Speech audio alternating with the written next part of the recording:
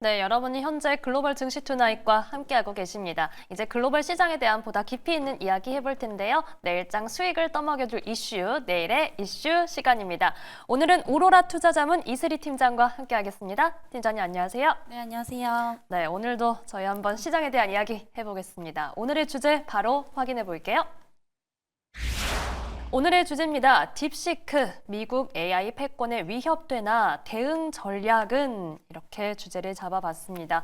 정말 이 미국과 중국의 기술 경쟁, 관세 경쟁 여러 가지 네. 치열해지고 있는데 우선 딥시크에 대한 내용 좀 자세히 한번 살펴볼게요. 네, 우선은 이제 딥시크가 또 오는 길에 이제 속보가 하나 나왔더라고요. 그렇죠. 네, 그래서 아무래도 이제 우리나라 그리고 이제 뭐 유럽이라든지 각국에서 딥시크 사용을 금지하겠다라는 이런 이야기들이 좀 나왔습니다. 그래서 이 원인을 조금 보게 되면은 아무래도 이제 그 중국 같은 경우에 물론 이제 저비용으로 이제 뭐 품질 좋은 제품들을 많이 생산할 수 있는 국가이기도 하지만 가장 이제 치명적인 게 사실 우리가 중국산이다라고 하면은 아무래도 좀 신뢰도 문제가 조금 떨어진다라는 이제 문제들이 좀 있었죠. 그래서 이게 이런 부분들이 이제 딥시크에서도 문제로 좀 나타나고 있는 게 아닌가 이렇게 좀 판단이 되고 있고요. 사실 이제 중국 같은 경우에 과거에 뭐 사이트 계정 정보 유출이라든지 카드 정보 유출 이런 우려감들이 좀 상당히 많았기 때문에 이게 지금 AI 쪽에서도 어떠한 정보 유출 우려에 대한 부분들로 조금 인식이 되고 있다라고 좀 판단이 되고 있습니다. 그래서 이런 부분들을 보게 된다라고 한다면 우리가 흔히 이제 경쟁사라고 부르잖아요. 또 오픈 AI에 또 이게 한시적인 어떤 또 기회가 될 수 있지 않을까라고 보고 있어서 관련 기업들의 어떤 주가 흐름도 당분간은 조금 긍정적일 수는 있겠다라고는 좀 보고 있는 상황이지만 사실 이제 그 딥시크를 또 아예 또 무시를 할 수는 없다라고 좀 판단이 되고 있습니다. 그래서 어쨌든 이 조치에 대한 부분들이 한시적일지 앞으로 좀 지속이 될지는 우리가 또 지켜봐야 되는 이런 부분이겠고요. 어쨌든 이제 이번 이제 R1 모델이 굉장히 조금 혁신적이었다라는 평가들도 상당히 좀 많이 있습니다. 물론 이제 미국 쪽에서는 우리도 이제 대안이 있다라는 식으로 얘기를 했지만은 그렇다고 해서 뭐 딥시크에 대해서 안 좋게 얘기했던 건 또 아니거든요. 그렇죠. 그래서 어느 정도 조금 경계를 하는 이런 모습들을 상당히 좀 많이 보여줬기 때문에 이렇게 된다라고 한다면은 앞으로 이제 그 중국과 미국의 어떤 AI 기술에 있어서 이런 패권 경쟁이 좀 가속화가 되지 않을까라고 좀 보고 있는 상황이고요. 사실 이제 그 저비용을 이제 써서 만들었다라고 주장을 하고 있지만 이게 사실 아직까지 좀 불분명한 그런 상황입니다. 이제 V3 같은 경우에는 이제 80억 원 가량이 투입된 게 맞다라고는 좀 보고 있지만 이게 R1 모델로 좀 넘어가게 되면서 얼마나 많은 GPU가 더 투입이 됐는지는 아직까지 이제 수치화가 된 부분들이 없기 때문에 이 부분은 조금 지켜봐야겠고요. 근데 어쨌든 이제 미국 입장에서도 저비용 그리고 고성능에 대한 모델이 지금 나온 상황이기 때문에 손 놓고만 있을 수는 없겠죠. 그래서 여기서도 이제 미국 쪽에서도 상당히 이제 그 소프트웨어 쪽에 많은 투자를 할 것으로 좀 보이고 있는 상황입니다. 그래서 앞으로는 이제 좀 소프트웨어 쪽에 집중을 해보시는 게 좀 맞지 않겠나라고 보고 있고요. 23년도에서 24년도에는 이제 엔비디아 쪽이 상당히 좀 강세였다라고 한다면 일부 이 하드웨어 쪽에서의 수급이 소프트웨어 쪽으로 조금 옮겨갈 수 있다. 이렇게 좀 판단이 되고 있는 상황입니다. 그래서 우리가 과거에 이제 그 애플을 조금 생각을 해보시면 될 것 같아요. 네. 이제 아이폰을 출시했을 때 애플이 상당히 좀 많이 올랐었는데 조정이 나왔을 때는 그 이제 안에 들어가는 이제 소프트웨어죠. 구글 그랬죠. 쪽으로 이제 또 수급이 옮겨갔다라는 점을 본다면 이 AI 안에서도 앞으로 이제 생태계 변화가 좀 일어날 가능성이 상당히 높다라고 보고 있고요. 다만 이제 앞으로는 소프트웨어 시대다라고 해서 한쪽에만 또 집중하는 이런 투자 전략은 상당히 조금 위험하겠죠. 워낙에 또 이슈 하나에 지금 변동성이 상당히 좀 강하기 때문에 섹터를 하나로 묶어서 좀 집중하시기보다는 그 AI 안에서도 뭐 하드웨어 그리고 소프트웨어 쪽으로 조금 반반 이제 전략을 취하시는 것이 좀 좋지 않을까라는 말씀 드리도록 하겠습니다. 네, 우선은 지금 딥시크가 저희 오늘의 주제 키워드인데요. 맨 처음에 짚어주신 내용, 딥시크를 이제 차단하고자 하는 움직임, 우리나라에서도 오늘 여러 가지 내용이 나왔습니다. 우선 외교부와 산업부, 국방부에서 딥시크 접속을 차단하겠다. 이 국가 기밀을 다루는 정부 부처에서는 차단을 하겠다라는 내용이 나왔고, 카카오나 기업 그리고 공공기관에도 뭐 금지령 이런 식으로 뉴스가 나오고 있는데 이런 내용들 한시적인 조치일지 계속될지 계속해서 지켜봐야 한다라는 말씀을 해주셨고 지금 AI 테마 안에서는 하드웨어에서 소프트웨어로 어느 정도의 분산 투자 전략이 유효하다라는 말씀해 주셨습니다. 팀장님, 그럼 이와 관련해서 조금 더 단도직입적으로 여쭤볼게요. 네. 하드웨어 비중을 많이 들고 계신 분들은 좀 축소를 해야 할 필요도 있을까요? 네, 그래서 이제 축소는 어느 정도는 조금 하시는 전략도 좀 중요하다라고 보여지고 네. 있는 게, 물론 이제 하드웨어도 굉장히 좀 중요하죠. 어쨌든 이제 생성형 AI, 소프트웨어 쪽이 개발하기 위해서는 칩이 이제 필수로 들어가게 되어 있습니다. 네, 이렇게 된다라고 한다면 결국에 이제 소프트웨어 기술이 발전하기 위해서는 칩에 대한 어떤 기술 발전도 같이 이루어질 수밖에 없기 때문에 이 하드웨어도 여전히 좀 중요한 상황이지만 이게 선제적으로 이제 앞서서 조금 어느 정도 많이 반영이 된 그런 부분들이기 때문에 이 하드웨어 쪽에 대한 어떠한 상승폭에 대한 강도는 상당히 좀 약화가 될 수도 있다라는 점에서 뭔가 이게 다 덜어내시기보다는 일부만 덜어서 소프트웨어 쪽에 조금 이제 분산을 하신다라든지 이런 전략이 상당히 좀 유효하지 않을까라고 좀 보고 있습니다. 네. 그래서 아무래도 이제 딥시크 관련해서는 사실 이게 저는 한번 이제 나오고 말 이슈는 아닌 것 같아요. 어쨌든 이제 소프트웨어 쪽에서 이거는 미국에서 또 없었던 전례 없는 모델이기 때문에 본격적으로 이제 또 트럼프 시대 때 이제 미중 이제 그 갈등이 상당히 좀 본격화가 된다라고 한다면 또 이 부분에 대해서 이야기가 지속적으로 좀 나올 수밖에 없다라는 점에서 소프트웨어 쪽은 이번 상반기부터 지속적인 좀 관심이 좀 필요하지 않을까라는 말씀 드리도록 하겠습니다. 네, 역시나 소프트웨어 관련주에 대한 관심을 좀 강조를 해주셨고요. 저희는 이 포트폴리오에 좀 분산하는 전략 계속해서 가져가 보도록 하겠습니다. 자, 하나만 더 추가적으로 여쭤볼게요. 이번에 딥시크 R1 모델이 공개될 때 또 특이했던 점은 오픈소스로 공개가 됐습니다. 그래서 뭐 딥시크가 위협이 될 수도 있지만 오히려 AI 생태계를 전반을 좀 확장해주는 효과를 가져올 수도 있다. 이런 긍정적인 시각도 있더라고요. 팀장님은 어떻게 보시나요? 이게 그냥 크게 보면은 사실 이제 규모로 보면은 이 생태계 자체는 좀 커질 수 있는 것은 맞다라고 좀 보고 있고요. 네. 어쨌든 이제 저 모델, 고효율에 대한 이제 그 제품을 좀 내놓은 거기 때문에 결국에는 이제 차세대 GPU에 대한 어떤 개발 속도도 상당히 좀 빨라질 수밖에 없다라고 좀 보여지고 있습니다. 물론 이제 미국과 중국의 어떠한 경쟁에 있어서 본다라고 한다면 사실 관련주들의 변동폭은 상당히 조금 심화될 수는 있겠습니다만 그 전체적인 어떠한 캐파에 대한 부분들은 이전보다 훨씬 더 좀 더 커질 수밖에 없다라는 거죠. 특히나 이제 이번 R1 모델 같은 경우에 또 강화학습에 어떠한 초점을 좀 맞췄던 부분들이기 때문에 네. 앞으로 미국 쪽에서는 이 부분을 조금 더 의식하면서 개발을 하지 않을까라고 보고 있는 상황입니다. 이전에는 이제 미국 쪽에서 좀 독식을 했다라고 한다면 지금은 또 이제 강력한 경쟁자가 또 나왔던 부분들이기 때문에 앞으로 이제 기술 경쟁이 굉장히 좀 가속화가 되지 않을까라고 보고 있고요.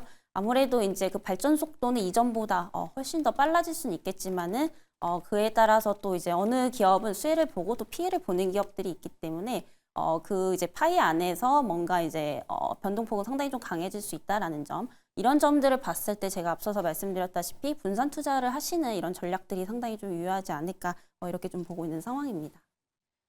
네, 이렇게 지금 딥시크 그리고 전반적인 생태계에 대한 이야기까지 들어봤습니다. 미국에서 오히려 이 딥시크에서 강조됐던 부분을 좀 의식하면서 개발할 수도 있다. 이런 전망도 함께 제시를 해주셨습니다. 자, 저희는 그러면 이제 시장 앞으로의 변수 체크로 좀 넘어가 볼게요. 지금 뭐 딥시크로 인해서 지금 상황에서는 또 오픈 AI가 좀 더 부각될 수도 있다라는 말씀도 함께 해주셨고요. 저희가 종목별로도 좀 주목해 볼 만한 종목 어떤 쪽으로 살펴보면 좋을까요? 우선은 이제 그 소프트웨어 쪽을 여전히 좀 집중을 하셔야 될 것 같은데요. 우리가 이제 소프트웨어라고 한다면이 뭐 국내에서도 굉장히 많은 기업들이 있지만 또 이제 미국 시장에서는 팔란티어를 또 빼놓을 네. 수가 없을 것 같습니다. 그래서 어제 보신 분들은 아시겠지만 사실 최근에 이제 실적이 굉장히 좀 좋게 나왔어요. 그래서 최근에 이렇게 조금 상승이 크게 나왔음에도 불구하고 여전히 이제 프리미엄은 조금 더 줘야 되지 않나라고 보고 있는 상황입니다. 그래서 팔란티어 같은 경우에는 뭐 워낙에 유명한 기업이죠. 미국의 이제 대표적인 그 방산 AI 이제 시스템 기업이라고 좀 보시면 될 것 같은데요. 이미 국방부의 주요 AI 파트너라고 좀 보시면 될 것 같습니다. 그래서 작년 실적뿐이 아니라 올해 이제 전체적으로 2025년도에도 매출이 10억 달러 정도 될 것으로 지금 전망이 되고 있는 상황이고요. 사실 기타 AI 기업들에 비해서는 상대적으로 좀 고평가된 것은 맞습니다만 사실 이 방산 AI 쪽에서는 독보적인 또 위치를 가지고 있기 때문에 이만한 어떠한 가치를 받고 있는 것도 조금 당연하다라고 보고 있고요. 추가적인 어떠한 실적에 대한 개선 기대감까지 더해진다라고 한다면 전고점을 돌파해서 갈 가능성이 상당히 좀 높은 자리다라고 좀 판단이 되고 있는 상황입니다. 네. 그래서 이제 방산 소프트웨어를 또 보셔야 되는 이유가 뭐냐면 그 실적도 실적이지만요. 특히 이제 중국 같은 경우에 이제 딥시크 이 개발로 인해서 굉장히 그 내야 안에서의 영향력이 상당히 좀 클 것으로 보이고 있는데 아무래도 이제 소프트웨어 AI 기술이 발전을 하게 되면은 그에 따른 영향력이 상당히 좀 커질 수밖에 없습니다. 그래서 기타 산업에도 이제 파급 효과가 굉장히 크겠죠. 특히나 이제 보안 기술도 발전이 될 거고요. 그리고 그만큼 이제 군사 기술도 발전이 될 것으로 좀 보이고 있기 때문에 아무래도 미국 측에서는 군사 기술이 발전이 되는 것을 최대한 이제 경계를 하겠죠. 네, 이렇게 된다라고 한다면 미국 쪽에서도 방산 AI 쪽에 좀 더 많은 이제 돈을 투자를 할 수밖에 없다라고 좀 보여지고 있어서 이 팔란티어 역시도 이제 트럼프 임기 내내 한번 관심 있게 좀 지켜보시면 좋겠다라는 말씀 우선 드리겠고요. 그리고 실적 발표 이후에 지금 이제 20% 이상 급등이 좀 네. 나왔습니다. 그리고 지금 이제 어느 정도 오늘 장에서 좀 하락이 나올 것으로 좀 보이고 있는데 사실 이제 지금 접근하기는 조금 부담스러운 자리인 거는 맞는 것 같아요. 그래서 일단 관심 종목에 조금 넣어 두시다가 추가적으로 이제 고점 대비 한 10% 이상 조금 조정이 나온다라고 한다면 그때부터 분할 매수 가능하다라고 좀 보고 있는 상황이고요. 우선은 이제 고점을 또 갱신을 했기 때문에 이제 100달러를 돌파했다라는 거 역사상 이제 최초죠. 그래서 이 부분이 이제 상당히 좀 중요했다라고 좀 보여지고 있고, 그래서 여러모로 이제 어떠한 그런 상황적인 어떤 호재들이 좀 많이 만들어지고 있고, 또 여기에 따라서 어떠한 그런 이제 실적에 대한 부분들도 상당히 좀 많이 받쳐주고 있기 때문에 방향성 자체는 우상향으로 갈 가능성이 상당히 높다라는 점에서 한번 좀 관심 있게 지켜보시면 좋겠다라는 말씀 드리겠습니다. 네, 우선 저희가 팔란티어 살펴봤습니다. 팔란티어 뭐 빨랑뛰어라고 요즘 너무 많이들 부르시더라고요. 방산 소프트웨어에서 독보적인 포지션 보여주고 있고 정말 많이 올라왔지만 앞으로도 우상향 전망 체크해 주셨습니다. 저희가 다음으로 살펴볼 기업은 어디 쪽 볼까요? 네, 여전히 이제 엔비디아를 조금 빼놓을 수가 없을 것 같습니다. 드디어 이제 좀 저가 메리트가 온 게 아닌가 이렇게 좀 판단이 되고 있고요. 아까 앞서서 질문 주셨다시피 전체적인 좀 캐파는 커질 수밖에 없다라고 좀 말씀을 드렸었습니다. 그래서 오히려 이번 기회로 인해서 신모델이 지금 출시가 된 거기 때문에 오히려 이거를 조금 역발상으로 생각을 해본다면 엔비디아의 GPU 수요가 상당히 좀 많이 늘어날 것으로 좀 보이고 있고요. 그리고 이제 딥시크의 그 V3 리포트를 좀 보게 되면은 그때 당시에 이제 차세대 GPU 플랫폼이 필요하다라는 어떤 이야기들도 좀 있었습니다. 근데 이 분야에서는 이제 명실상부 당연히 이제 엔비디아가 독점적인 지위를 차지하고 있기 때문에 여기에 이제 생태계가 커진다라는 거, 엔비디아의 GPU 수요 증가로 저는 이어질 수밖에 없기 때문에 이번에 조금 너무 과하게 반응한 게 아닌가라고 좀 판단이 되고 있는 상황이고요. 워낙에 지금 빅테크 기업들이 뭐 고점이냐 아니냐 이런 반응에 상당히 좀 민감하게 반응을 하기 때문에 그 이슈 하나에 상당히 조금 많이 밀렸던 그런 모습들을 조금 보여줬었죠. 그래서 고점 대비해서 지금 거의 한 20% 이상 가까이 조금 빠졌던 상황이기 때문에 지금부터 천천히 조금 관심 있게 좀 지켜보시면 좋겠다라는 말씀 드리겠고요. 우선 이제 실적에 대한 모멘텀은 엔비디아 역시도 여전히 좀 유효하기 때문에 뭐 이제 중간적인 변동폭은 확대가 될 수 있겠지만은 방향성 자체는 좀 크게 틀어지지 않을 것이다. 라는 점에서 오히려 지금을 조금 저가 매수의 기회로 삼아보시면 좋겠다라는 말씀까지 드려보겠습니다. 네, 이렇게 엔비디아에 대한 이야기까지 들어봤습니다. 오늘 프리마켓에서는 좀 오름세가 전망되는데 오히려 지금 기회가 될 수 있다라는 말씀 해주셨네요. 자, 이번에는 국내로 좀 눈을 돌려보겠습니다. 국내에서 주목할 기업 있을까요? 네, 카카오 쪽을 조금 보셔야 될 것 네. 같고요. 일단 카카오 같은 경우에 뭐 그 샘 올트먼 관련해서 또 이제 챗 GPT 협력 시너지에 대한 기대감 뭐 이런 부분들도 있지만 워낙에 지금 좀 저평가되어 있는 상태이기 때문에 가격적인 메리트도 있다라고 좀 보시면 될 것 같고요. 거기에 카카오는 지금 보면은 어떠한 바닥을 좀 지나고 있는 중이라고 좀 판단이 되고 있습니다. 그래서 그동안 이제 못 갔던 이유가 상당히 좀 여러 가지가 있는데 뭐 네이버도 마찬가지고 결국에 이제 AI 성장에 대한 어떤 모멘텀 부재였다라는 점을 감안해 본다면 이번 이제 시너지에 대한 기대감이 오히려 이제 상승의 어떤 요소가 좀 될 수 있을 것으로 보이고 있는 상황이고요. 또 한 가지 문제점이 이제 문어 발식 이런 자회사 확장이었던 부분들인데 사실 최근까지 이제 그 카카오의 자회사들이 실적이 좀 좋지 못했던 그런 상황이었었습니다만은 또 카카오뱅크라든지 카카오페이의 최근 실적을 보면은 굉장히 좀 잘 나오고 있는 상황이고요. 그렇죠. 그래서 올해 보면은 이제 해외 거래 대금이 좀 증가를 하게 되면서 특히 카카오페이 같은 경우에는 드디어 이제 또 영업이 흑자 전환을 할 것으로 좀 기대가 되고 있습니다. 그래서 결국에는 이제 AI에 대한 어떤 그런 혁신에 대한 부재 이 부분이 조금 해소가 되고 있다라는 거고요. 그리고 자회사에 대한 어떤 실적 부진도 상당히 조금 해소가 되는 그런 상황이기 때문에 최근에 이렇게 많이 조금 올랐음에도 불구하고 여전히 이제 가격적인 메리트가 있다라는 점에서 한번 좀 지켜보시면 좋을 것 같고요. 카카오는 이제 단기가 아니라 한번 중장기적 관점에서 한번 트라이를 해보셔도 좀 좋겠다라는 말씀까지 드려보도록 하겠습니다.